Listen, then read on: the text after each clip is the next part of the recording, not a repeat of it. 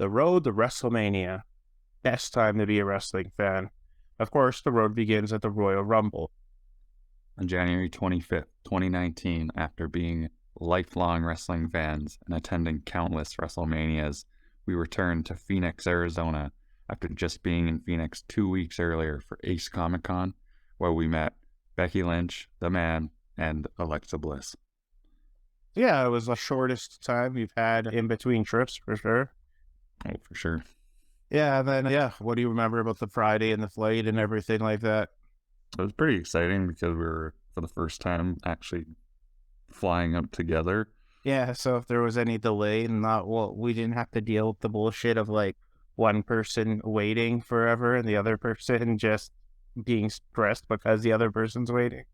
Yeah, and I Yeah. remember, I think our flight was delayed a little bit, like 30 or 45 minutes, but Yeah, or something like that. And it was a pretty late flight too. It was not a red eye, but it was like at 8 or 9 o'clock. We didn't like land until like something like 10 o'clock into Phoenix.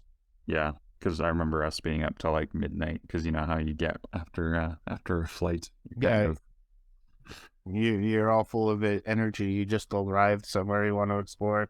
So yeah, all we did was have some drinks at your place, and then we forced ourselves to go to bed at midnight, even though we were kind of wide awake. Yeah, and of course, the reason why we went to bed at midnight is because we had to wake up at 4:30 in the morning. Well, at least we decided to wake up at 4:30 in the morning to line up for Access. What do you remember about the lineup, waking up early, and all that kind of stuff? well, I know we needed to go get some breakfast, so luckily something was open at 4:30 in the morning. It wasn't it just like a Starbucks? Yeah, on the way to downtown. Yeah, yeah, it was pretty interesting. I remember the reason why we woke up early is because like when you go to Access at WrestleMania, you have people from like Australia, Japan, and like the UK, and their time zones are so different that they can't sleep in general. They struggle sleeping during Mania week because they're so used to being up at like 4 a.m. Arizona time, which is like, like 2 p.m. the next day their time or something. Well, maybe not that quite that crazy, but Yeah, when you show up at Access at Mania like 6 hours before, there's already like two full lines of people already waiting, and re- it's just chaos. yeah, But regardless of what time, what day, anything, just people will line up early for Mania. And we were anticipating the same thing, but yeah, nobody showed up, I think, for like 2, 3 hours. yeah, the security guard was telling us, it doesn't start till like 9 a.m. or something like that. I think it was 8 a.m., but yeah, and then they let us in at 7, and then we were there like the time like we woke up at 4:30, left at 5, and then got some breakfast and everything. So we weren't there until like, like 6 or so, but still it was pretty damn early. And I remember when people finally started to line up, they show up. Mario, first time I saw Mario since 2014. Just a little backstory. I like met Mario at WrestleMania 28 in 2012, and then I went to like a series of 4 or 5 manias in a row, basically in SummerSlams and stuff. And Mario was always there. Like we eventually just started going to these trips together and stuff. And then yeah, it's 2019, so I haven't seen Mario since April 2014. And well, I remember like the security just being like, "Hey, you're not allowed to cross. Mario's not allowed to cross this little line that was on the street or whatever." And I was like, who cares, man? Especially when, like we got in and then he just rejoined us anyway in the like actual access line, right? Yeah, Yeah, it was pretty funny. Access being a lot tamer than WrestleMania Access for sure. I guess Yeah, yeah, I guess that's the difference when you have like 80 to 100,000 people showing up for WrestleMania compared to like 35,000 for the Rumble. yeah, exactly, right. Makes actual sense, right? I do remember the night before, according to both Mario and another friend I met in at WrestleMania 12, Terrence, who's also from Canada here, just a different part of Canada. They were at the Axis on the Friday night, and they were getting there via like the premium VIPs like Daniel Bryan for free completely because of how dead it was. Yeah, and Shinsuke, people were just going up. Yeah, Okay. it was pretty wild. Like, so yeah, then the Axis started, and then we like, man, for the next 2 days, we're gonna be here all day. We met so many people, so we're just gonna talk about some of the best moments or some of the best people we met right now to cover both the Saturday access and the Sunday access. So what do you remember about at least the initial access or just access in general? Well, the best thing was that they did those photo booths, and that was, I think, I think that was the first time they introduced it for access, and you just got to meet like 4 or 5 random stars you didn't really know who you were gonna get. And I know we got a lot of surprise people like FTR and Lana and so forth. I remember that being pretty cool to just you didn't know who you were gonna meet, and it kind Yeah, of you gave. can see the first people that would like, because I remember the Undisputed Era was there, but it was only like 3 out of 4 of them. I can't remember which one was missing, but yeah, it was the cool thing about those lines is like there was no autographs allowed, so it was just like boom, boom, boom. You go get 4 or 5 photos and you're done, right? And you're going through like a little maze where it's like it was really cool. I don't know if it was the first time, but at the very least it was the first time for us, and it was pretty amazing just to get all of those without waiting in those big lines, just like you're waiting in a line for 20 minutes to meet 4 or 5 people. And they had some pretty big stars, obviously non-VIP level, but it was still pretty big stars for sure. Yeah, I remember specifically when Alexa came out and Van Bun just flocked over to her table, and we've met her like so many times at this point, so we're like, let's go to the Booker T line, and you just kind of were like a little hesitant because of the size of his line. Yeah. Yeah, then we ended up doing it anyway. Trent Seven was in his line also, and we just kind of it actually moved pretty quickly, and it was a pretty good meet and greet. I remember having a lot of fun with that. What do you remember about that? Yeah, I remember the line going actually pretty quick. I think it was done within like half an hour, which is really rare for an access kind of just comparing it to WrestleMania, and plus being able to meet like multiple wrestlers still. So it was like Booker T, Trent Seven, and then there's I think a couple other ones. But yeah, I remember it being really a positive experience, and I growing up remember, with Booker T, it was eh, pretty cool. for sure, man. I remember Booker. He had like some like I don't know if he just had his music playing off his phone or something, but he just had some random music playing in the background. Your little Bluetooth speaker.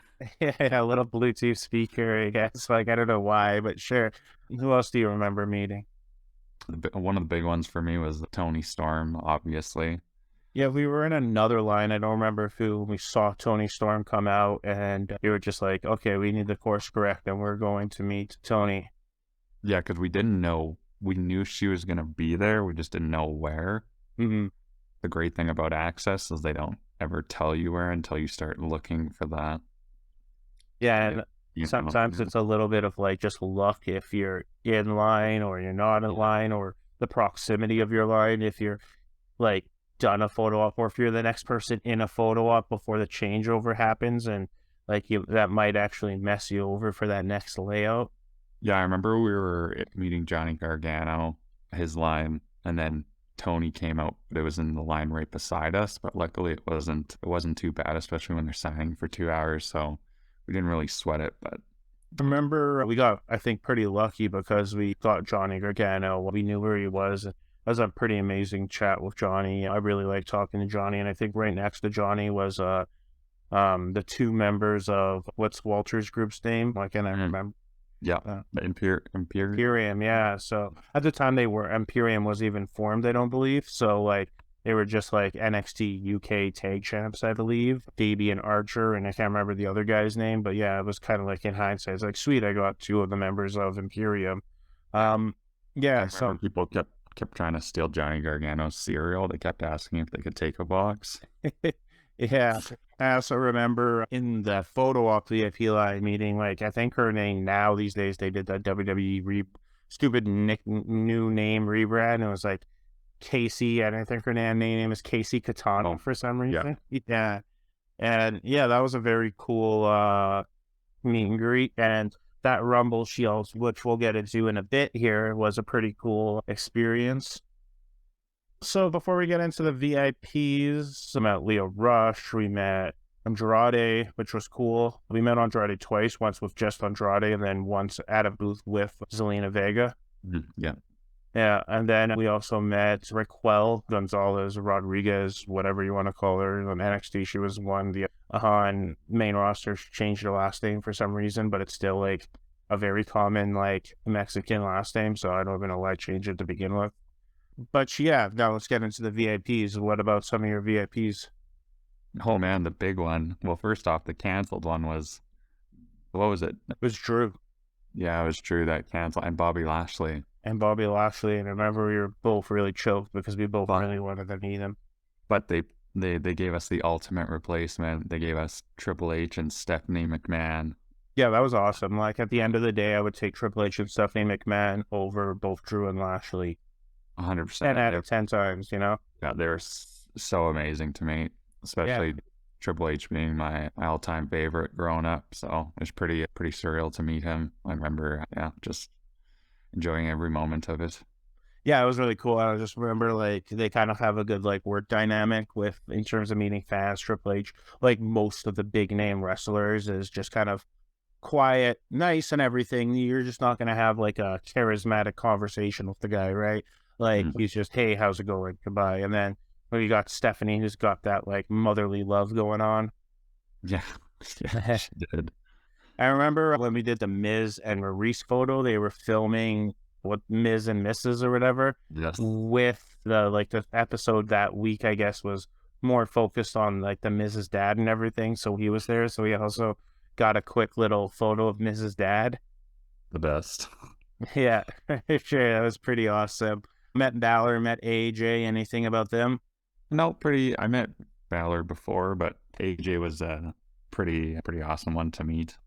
Yeah, I did the opposite where I've met AJ before, but Balor was awesome to me. And I remember with Balor, I got my friend Scott Lesh from Scott Lesh Photography, I think is his thing, where he gave me a picture of something to get a 8x10 printed of him as Demon Balor or Mm. whatever. But then when he Yeah, signed it, he personally didn't like the way the signatures turned out. So he gave me like two other like of their like generic 8x10s for free and signed them off. So that was pretty cool. So I essentially got three autographs from Balor.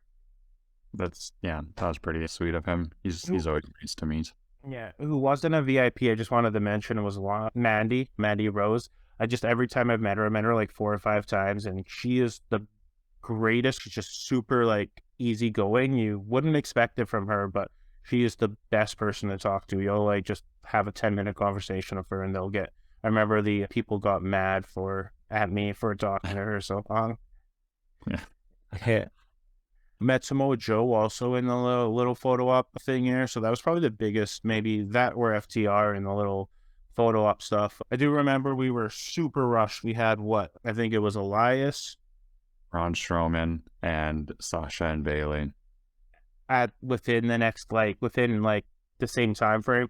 Now normally with WrestleMania you have like a 2 hour window to get all of them, and normally it's okay as long as you focus on them you'll make it. But because it was so underperforming, like there was no line for like Braun, and we were stuck in the Sasha and Bailey line, which was jam packed, right? So it was like stressful because they were just Braun is not going to sit there for 2 hours not meeting anyone because the perception of being that guy, like that virtual given, like you're alone at a venue, right? So we were worried that they were going to just leave. Yeah, because they were leaving early, and we were really concerned about that. I think they were leaving in under an hour. Unfair because they're scheduled for that time, so they should be there, unless they can check everyone off that paid for it. Yeah, for sure. So it was definitely stressful, but rest assured we got it all done. And yeah, that was like spanning over 2 days. Anything else about Access in general? No, I think that was the smoothest access I ever did in terms of just not really being overly stressed, getting way more than you'd originally think you'd get at access. Like the Yeah. amount of years we met, it was just, I, yeah. I remember when you bought the Access photo op, when we finished buying all our VIPs because they weren't on Ticketmaster, so it was actually easy to buy these tickets.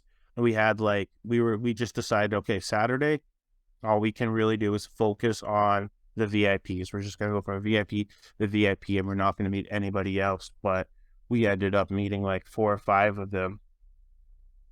Yeah, especially with that photo booth thing and having wrestlers like grouped together for signings, it just really You know, made the time worth it.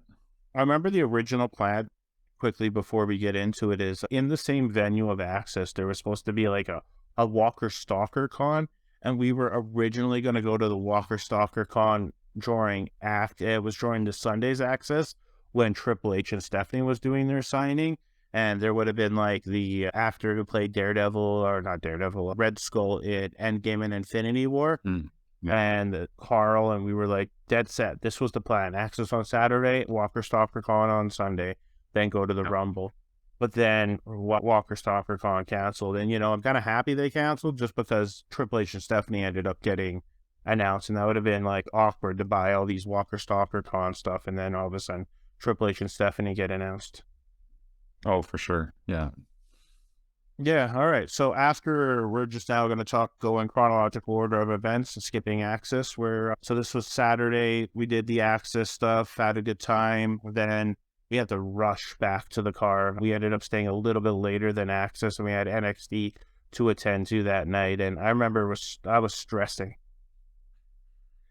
Like usual. Yes, yes. It was kind of a far walk. It was nice though. What do you remember about NXT when we finally had a venue after like being at Access all morning? That was pretty awesome because you knew that NXT Takeover was such a solid event, and it was nice to actually watch some actual wrestling.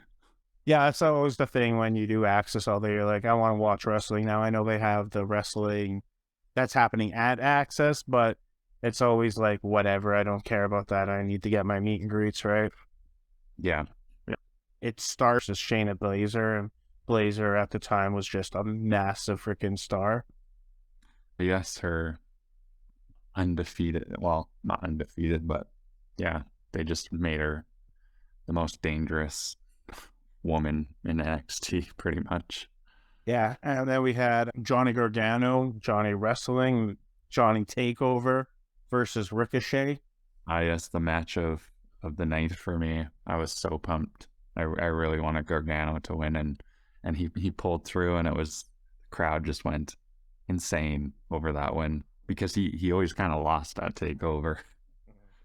Yeah, it was a really cool match. And then you had Riddle versus Cassius Ohno. Obviously, Riddle at the time was just getting his like he wasn't that big yet. And then you had the championship match was Ciampa versus Aleister Black for the NXT championship. Yeah, good match, just kind of predictable, just because Ciampa was so hot in NXT at the time.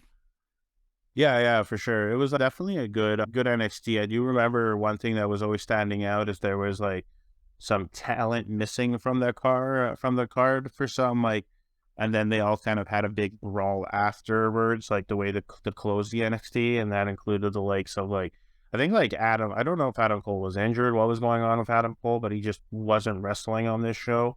And of course, Velveteen Dream was at the time like very big and like was projected to go on to be like a massive star because he was having all these great matches. Of course, he threw away his career. Can't remember what exactly that happened to him, but that's a whole other conversation. But yeah, it was kind of lacking like one or two matches, in my opinion, to making it a next level NXT takeover. Mm, yeah. Yep. Yeah. So yeah, afterwards, I think we met up with Terrence, we met up with Mario, and we just kind of went to what was it? I think it was a Hard Rock. It was right by the venue.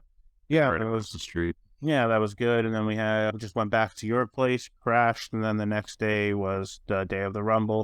Of course, we had the Access at the start, and then after Access, I just remember having like we made sure this time to leave Access a solid like couple of hours before the actual doors open for the Rumble. And what do you remember about that entire time there?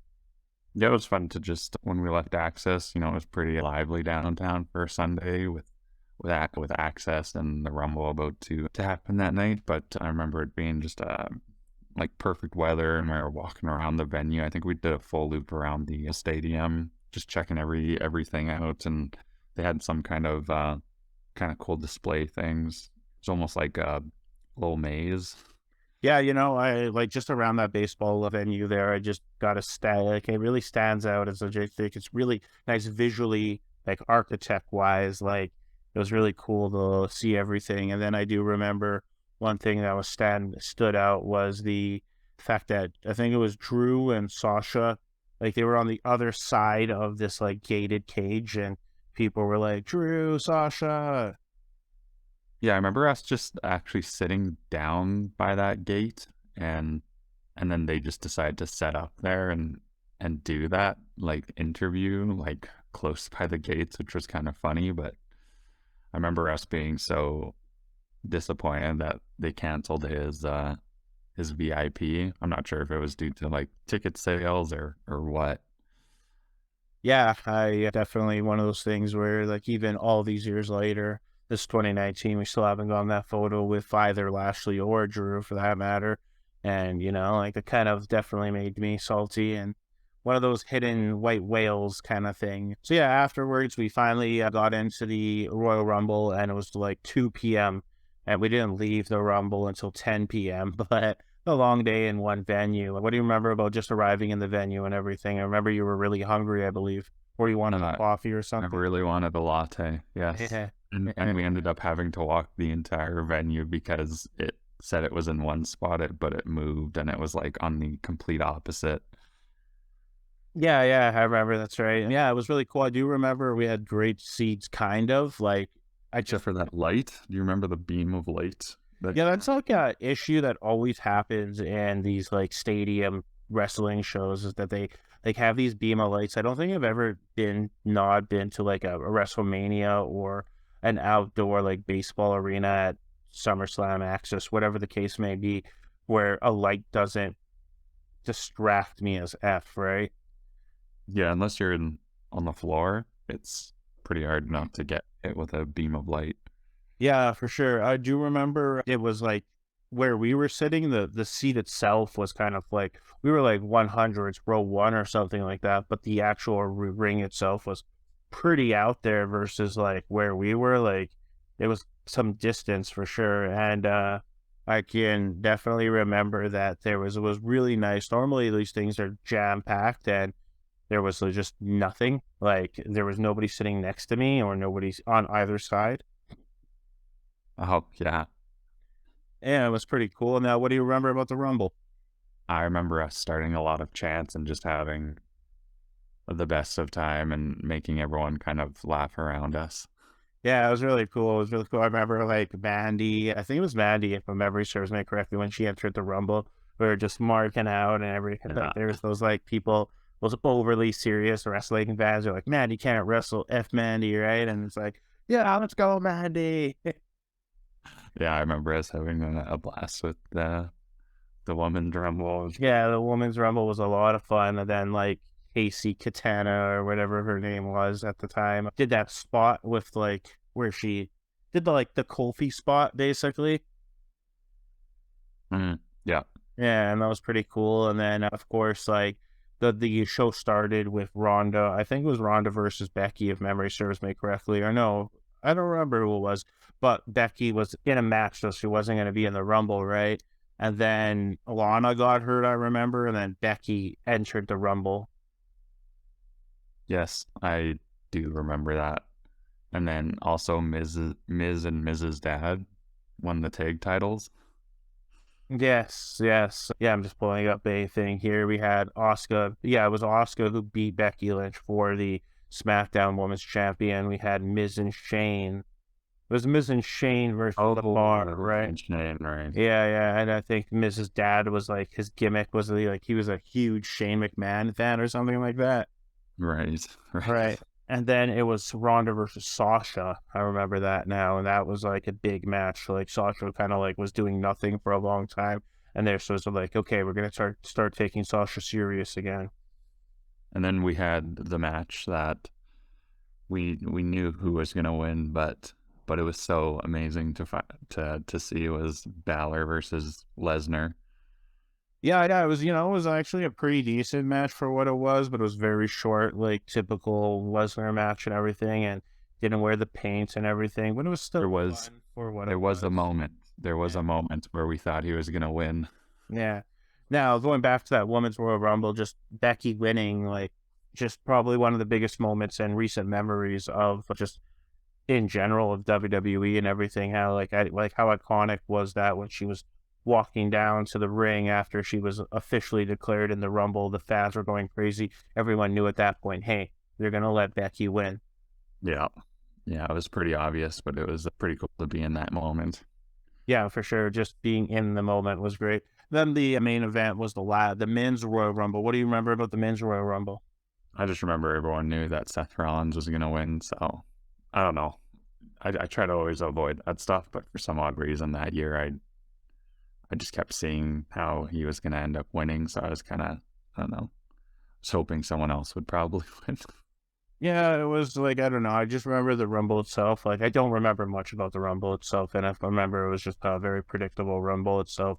They probably should have swapped the women and the men's Rumble, to be honest Yeah. with you, in terms of big moments. Like, because honestly, after Becky won the Rumble, the rest of the card just kind of like fell apart, right? Like, now we just call it the highlight moment of the show. Now we just kind of wait here for the rest of the show to finish, right? I remember Daniel Bryan versus AJ, which we didn't mention. We were super hyped for, and they just, for some reason, didn't have chemistry on that night. And it was a pretty brutal match. And I remember you even said, screw it, I'm going to the restroom. Oh, yeah, that match was kind of brutal. It And was just so slow.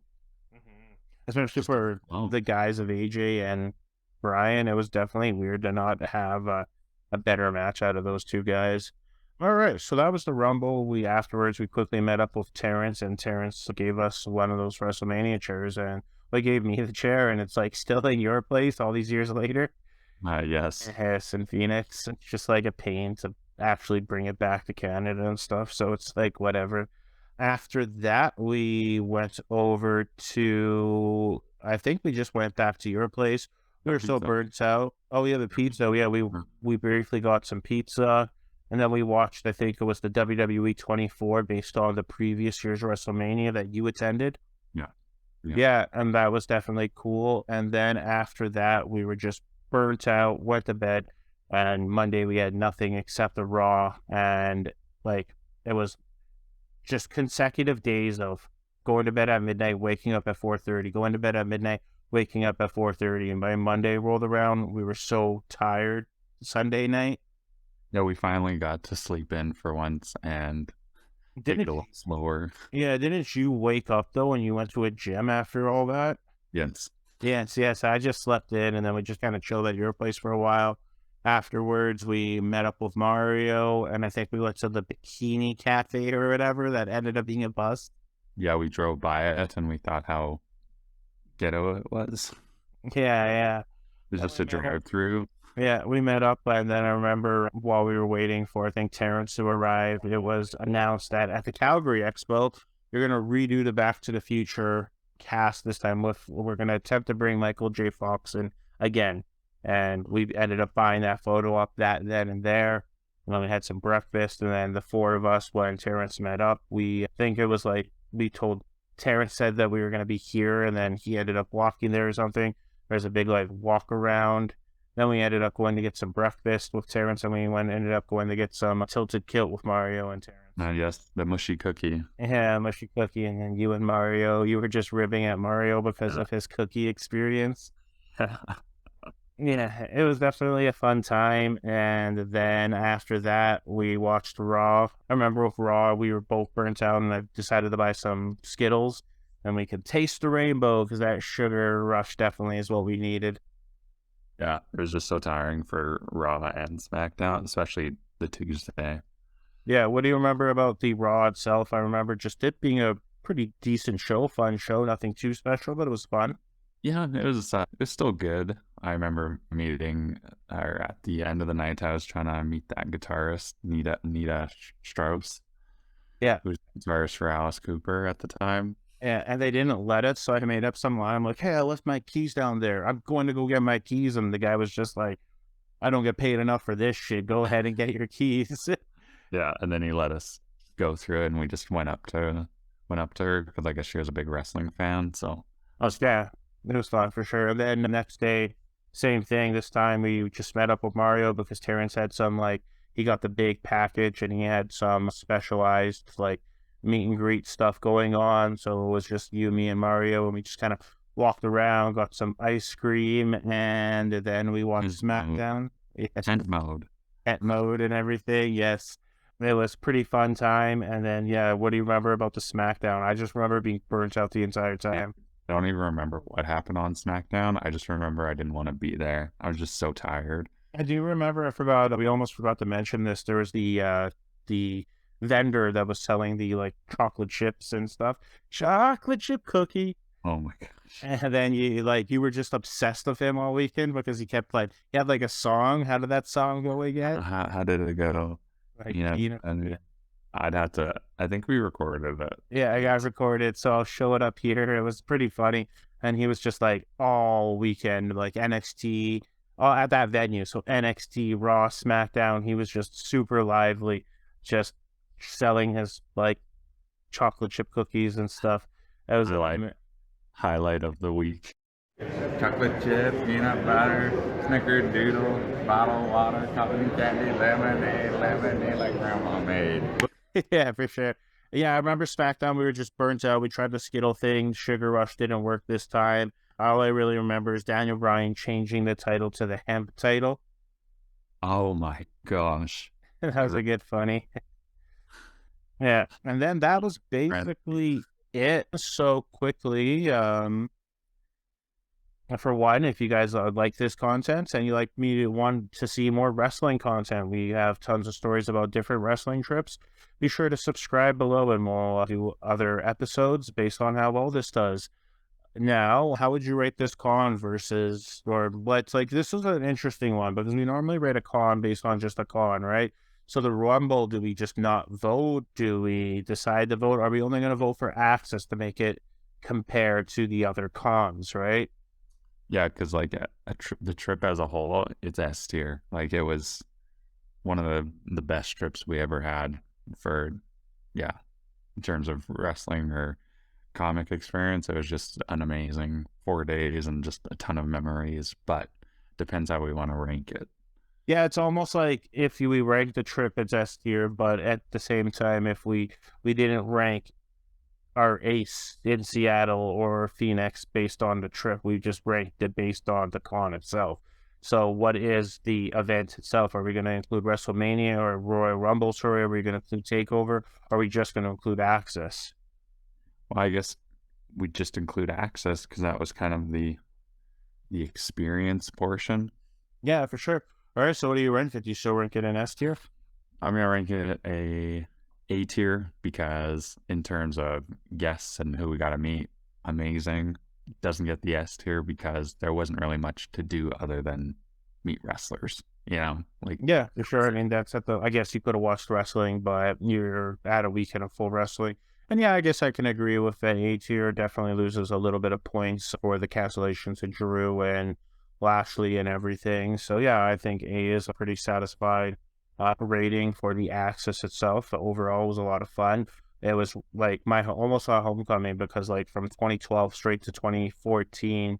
No, it was 2016 from WrestleMania 28 to 32. I went to like every WrestleMania, a couple of other like SummerSlams in there and stuff, and I just met a whole bunch of different people. And then all of a sudden, from April 2016 to April 2019, there was no wrestling event. So when I went there, I got to see all these like friends that I haven't seen in a long time, and it was just a blast of a trip, though. Like if we're just saying the trip, S tier for sure. I definitely think this was an amazing trip. So yeah, any closing statements? nope, another great experience we got to share going across the country and yeah. Yeah, for sure. All right, guys. Well, thanks for watching this video. Tune in next time when we discuss the Calgary Expo of 2019, which where we met the Back to the Future cast. So tune in to see how that turned out. And thanks for watching, and please be sure to subscribe.